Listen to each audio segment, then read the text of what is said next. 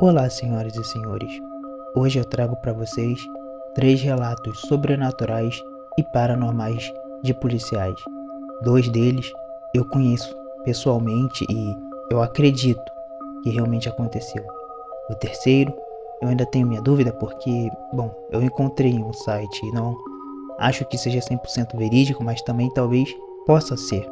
Afinal, a gente sabe que coisas sobrenaturais acontecem o tempo todo. Então, vamos ao relato.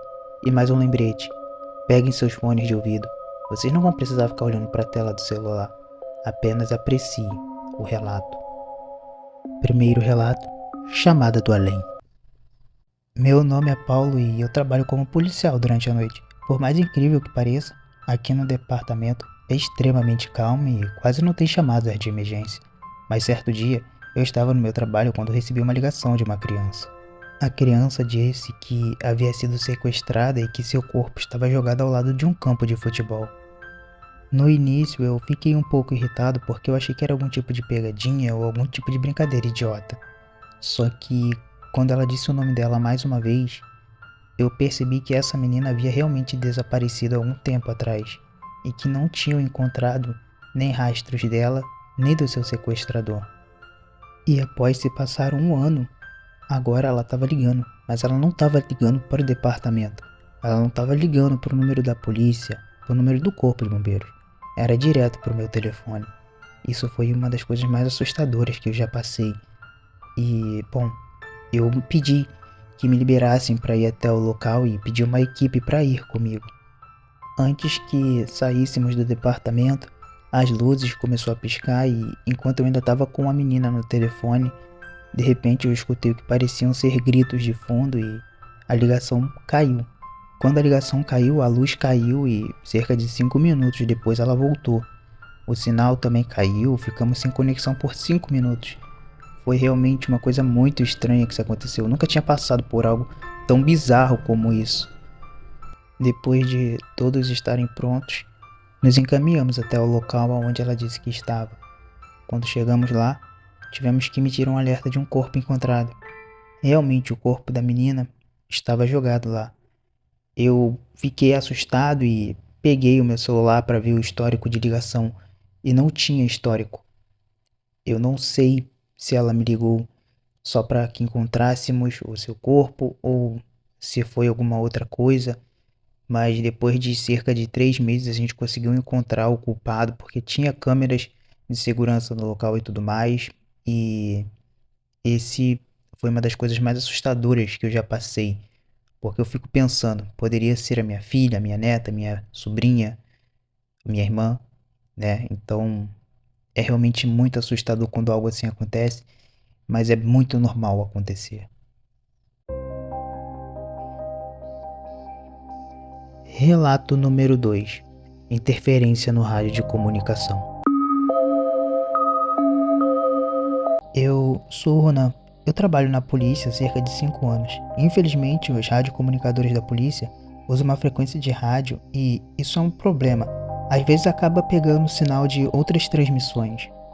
Teve um dia que o meu companheiro estava mexendo no seu rádio, porque por mais que seu rádio estivesse sintonizado na frequência certa, as informações que estavam saindo dele eram totalmente diferentes. Com o passar do tempo, decidimos deixar na frequência que o rádio dele estava e prestar atenção no que estava sendo passado. E pareciam que eram pessoas gritando no fundo dos seus pulmões como se estivessem sofrendo, como se tivesse alguma coisa muito ruim. Então até que uma delas começou a falar em uma língua que nenhum de nós conhecia. Parecia que era russo ou algo do tipo, a gente não estava entendendo exatamente, mas eram muitas vozes, muitas línguas diferentes sendo pronunciadas ao mesmo tempo.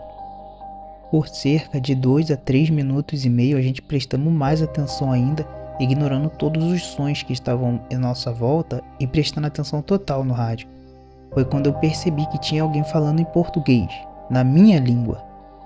A pessoa estava falando algo como inferno, demônios, inferno, e ficava repetindo essas palavras e gritava, até que a gente decidiu que não iríamos levar aquilo adiante. Porque mesmo que ele tentasse mudar o sinal, estava captando a mesma frequência. Era sempre o mesmo som, ele mudava a estação e era sempre aquele mesmo som de pessoas gritando. Então a gente decidiu que iria destruir aquele rádio. Deu um probleminha depois na central, porque precisavam recuperar um rádio novo, precisavam colocar um rádio novo no lugar, iria sair do nosso bolso, mas eu vou ser sincero, a melhor coisa que a gente fez foi ter destruído aquele rádio, porque aquilo dali estava muito estranho. Eu não sei se foi alguém que tentou fazer uma pegadinha com a gente, ou se foi algum hacker que entrou ali na transmissão, e não sei. Eu só sei que aquilo dali foi uma das experiências mais assustadoras que eu já passei na minha vida. É claro, em audição, porque não tinha como ver. E imaginar o que estava acontecendo era muito pior do que ver, porque você não tem o limite, a sua imaginação vai além. E é isso. Relato número 3. A chamada até a casa. Eu me chamo Clayton e sou policial há quase 2 anos. E foi exatamente no meu aniversário de 36 anos que tudo aconteceu. Eu estava de plantão e todo dia ocorreu normalmente. Quando foi à noite, eu estava indo encerrar o meu turno, quando fui pedido para cobrir o meu amigo. Como eu conheço ele há muito tempo, eu já tinha percebido que ele não estava muito bem naquele dia, eu decidi que ia cobrir ele. É claro que se fosse uma pessoa qualquer, uma pessoa aleatória que eu não gosto ou que eu não conheço, eu iria ficar muito irritado. Mas como eu já havia percebido que ele não estava muito bem naquele dia, eu cobri ele e fiquei também pro turno da noite. Era por volta das 11 horas da noite quando recebemos um chamado. Então eu e meu companheiro fomos até uma casa. No chamado dizia que tinha um homem rondando uma casa com uma jovem dentro. Quem ligou foi a própria jovem, dizendo que esse homem maluco estava andando em volta da casa, mexendo nas coisas, e ela estava com muito medo porque estava sozinha. Assim que eu e meu parceiro chegamos no local, percebemos que realmente parecia que tinha alguém andado por ali. Como havia chovido algumas horas atrás, dava para ver que tinha pegadas e que realmente tinha pessoas andando em volta da casa. Mas não parecia que era uma ou duas, pareciam que eram muitas pessoas, porque havia muitas pegadas. E como tinha lama e buracos, dava para perceber que tinham pessoas andando por ali. Então, fomos até a casa da moça. Batemos a porta, tocamos a campainha, mas nada. Então decidimos mandar um alerta para a central para poder informar de um possível sequestro ou de um possível assassinato ou algo do tipo. Então a gente decidiu que iríamos entrar na casa.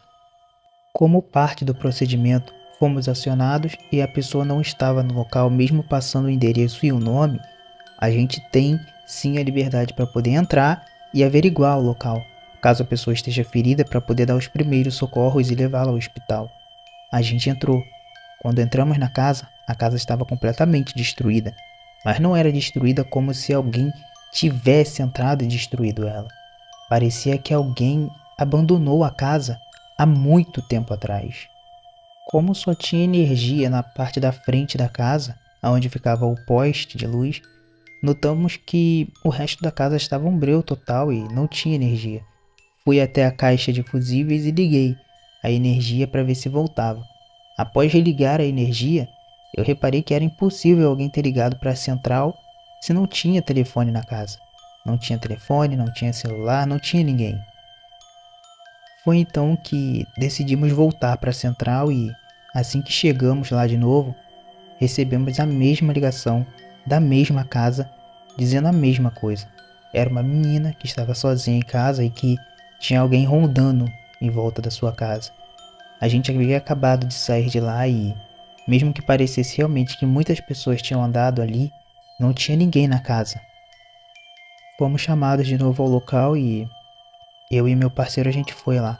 Quando chegamos lá, uma das vizinhas ficou assustada, porque era a segunda vez que a gente estava voltando ali, e veio até a gente para perguntar se havia acontecido alguma coisa, se estava tendo algum problema, porque aquela vizinhança não tinha problemas há muito tempo. Fazia anos que eles não tinham uma briga, não tinham confusão, não tinha motivos para a polícia estar ali. Então, o meu companheiro ele informou que havíamos recebido uma ligação de uma jovem que estava em casa e que tinha uma pessoa rondando a sua casa. Logo após meu companheiro passar essa informação para a moça, ela ficou extremamente assustada. Ela disse que qualquer informação que a gente pegasse, ligação, ouvisse vozes, qualquer coisa em referente àquela casa, deveríamos ignorar, porque aquela casa já era para ter sido demolida há muito tempo atrás, porque foi uma casa que foi alvo de vários rituais e inclusive um ritual que saiu errado e uma jovem acabou perdendo a sua vida ali. Então aquela casa, de certa forma, estaria amaldiçoada. E a ligação sempre acontece. Ela falou também que essa ligação normalmente vá para outras casas também. Essa mesma menina que foi, né, que perdeu a sua vida naquela casa, fica ligando para as outras casas pedindo ajuda, dizendo que tem um homem estranho rondando em volta da casa. Só que eles moram ali há muito tempo e eles sabem que não tem ninguém ali. A casa já era para ter sido demolida, mas até hoje sempre acontece alguma coisa e nunca é demolida. Eu e o meu parceiro então voltamos à central e comunicamos a história da senhora, e é claro que a gente também disse que não voltaríamos ao local, porque não tinha ninguém. A casa estava abandonada há muito tempo, não tinha ninguém em volta da casa, não tinha nada. Assim que informamos que não voltaríamos mais, eles pegaram o registro de chamada e quando foram ver o registro de chamada para aquela casa, para aquela área, não havia mais chamada, não havia registro. Todas as ligações são gravadas para que a gente possa depois colocar à prova, caso seja necessário. Só que, infelizmente, não havia chamada. A atendente bateu o pé dizendo que havia sim uma chamada que ela tinha sim escutado. Eu acredito nela, só que eu nunca mais vou voltar naquela casa para atender um chamado de novo. Esses foram os 3 relatos de policiais. Eu espero que vocês tenham gostado. Eu peço muito que vocês comentem aqui embaixo o que vocês acharam, se para vocês alguma dessas 3 histórias podem ser verídicas, ou se vocês acham que esse paranormal deles pode ser o estresse, talvez o estresse acumulado ali de passar vários dias, às vezes acordado, às vezes ter que passar muito tempo em alerta. Eu quero comentário de vocês, eu quero saber o que vocês acham sobre esses 3 relatos. Para mim, os 2 primeiros são 100% verídicos, porque eu conheço os 2 primeiros que me mandaram. Já esse terceiro, eu ainda tenho algumas dúvidas, mas não duvido nada, porque a gente sabe que o sobrenatural não é feito para ser explicado. O sobrenatural não é feito para ter explicação. E se vocês gostaram, deixem um like aí, comenta. Não precisa compartilhar, mas se quiserem também vai ser uma grande ajuda. E se inscrevam no canal, não se esqueçam disso, hein? Eu tô vendo que os vídeos pegam uma visualização muito boa, mas inscrito, vocês não querem se inscrever por quê? Estão com medo? Vocês têm medo das minhas histórias? É isso. Eu espero que tenham gostado e até o próximo vídeo.